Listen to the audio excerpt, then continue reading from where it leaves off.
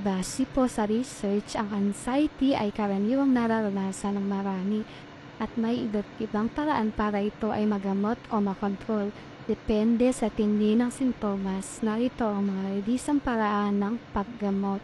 Una, psychotherapy or talk therapy. Ito ang isa sa pinaka-epektibong paraan. Cognitive Behavioral Therapy, CBT. Itinuturo kung paano kilalanin at baguhin ang mga negatibong pag-iisip na nagdudulot ng labis na pag-aalala.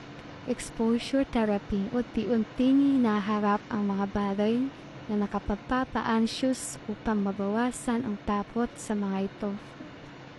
Kalawa, gamot, medication. Ginagamit lamang kapag kailangan at dapat ay may reseta ng doktor or psychiatrist. Anti-anxiety medications.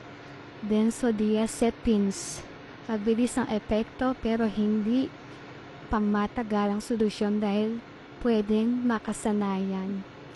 Beta blockers minsan ginagamit para sa pisikal na sintomas tulad ng panginginig, mabilis na tibok ng puso. Katlo, ang lifestyle changes. Malaki ang tulong ng pagbabago sa pamumuhay. Regular na ehersisyo, nakapaglalabas ng endorphins na nakapagpapabuti ng pakiramdam.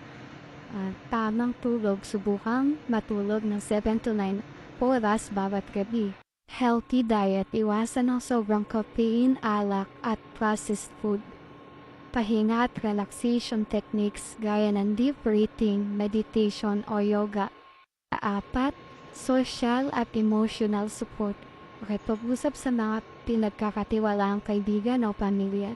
Sumali sa support groups para sa anxiety. Huwag mahiya magpakonsulta sa mental health professional